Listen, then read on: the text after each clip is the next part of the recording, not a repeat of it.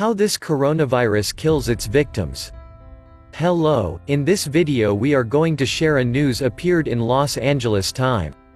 The new coronavirus spreading rapidly around the globe can be deadly because it targets a very vulnerable and essential part of the body, the lungs. The coronaviruses that can set you back with a common cold typically infects just the nose, sinuses and throat. But it's more common for the one responsible for COVID-19 to spread into the cells of the airways and lungs as well. The virus basically hijacks the cell and reprograms it genetically to make more copies of virus, said Dr. Otto Yang, an infectious disease expert at UCLA. Then it begins its attack. About 86,000 people around the world have been infected with the novel coronavirus from China, and 2,977 have died. The first fatality in the US was reported on Saturday. Here's what doctors and scientists have pieced together about how the coronavirus kills. 1. Destruction of the lungs. As the virus starts to destroy the lungs, people become unable to breathe properly, Yang said. Even worse, the body's efforts to fight the virus can cause inflammation in the lungs, making breathing even more difficult. Blood vessels damaged in the war between the virus and immune system may begin leaking fluid into lung tissues, which can be visible as white spots on chest X-rays. The fluid may drown some of the lungs' tiny air sacs, preventing them from delivering oxygen to the blood and removing carbon dioxide. It is this kind of inflammation and destruction that is called pneumonia.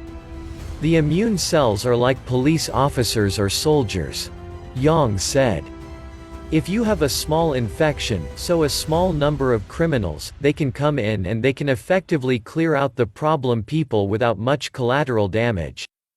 On the other hand, he said, if you have a huge crowd of criminals all at once, and a huge crowd of soldiers all at once, then you have tons of collateral damage because it's a big clash.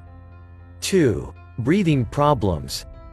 The analysis of patients in China reported that severely ill patients suffered from symptoms like shortness of breath and low levels of oxygen in the blood. Chest X-rays and CT scans of the lungs showed most of the organs covered in fluid. Some of the severely ill were taking more than 30 breaths a minute, well above the normal rate of 12 to 20 breaths per minute. Even though each breath is not working as well as it should, if you take enough breaths, you can make up for that, and still breathe on your own, Yang said. 3. Attack on the kidneys. The lungs aren't the only target. The coronavirus also has the ability to latch onto, hijack and destroy cells of the kidneys, Yang said. The kidneys play an essential role in removing waste from the blood. When they fail, toxic levels of waste can pile up in the body. 4. Respiratory failure. Patients are considered critically ill if they can no longer breathe on their own.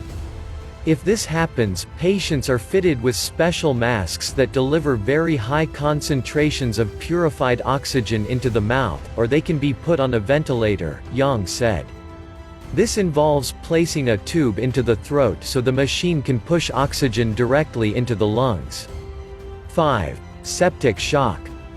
Despite treatment, the battle between the virus and the immune system may cause collateral damage throughout the body. It's no longer just limited to the lungs. Yang said. There's this inflammation that's all throughout the whole body now. That starts a chain reaction that can destroy other organs and cause blood pressure to fall to dangerously low levels. Septic shock is a body-wide response, in which the immune system is trying to attack the virus everywhere. Unfortunately, the inflammation caused by the immune system damages human cells throughout the body. It's a process that can be triggered by any severe infection, Yang said. 6. Multiple organ dysfunction or failure. If the disease progresses, organs can start failing. This could be the result of the virus' direct attack, as with the lungs and kidneys, or because of septic shock.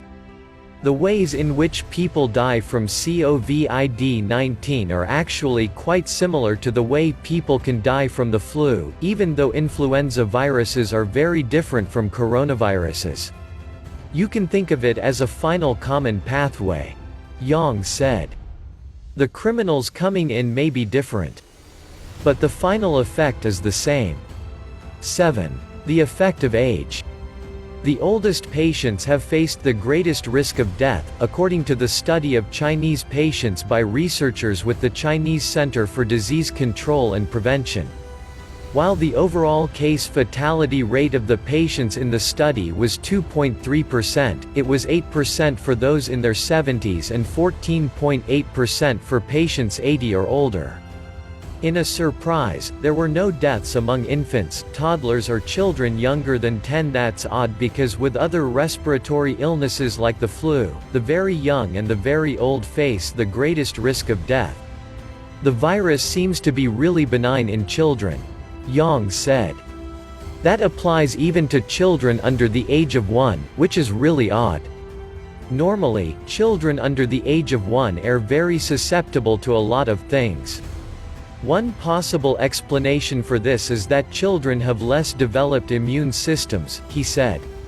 In this case, an immature immune system might prevent the body from triggering inflammation severe enough to result in pneumonia, septic shock and multiple organ failure.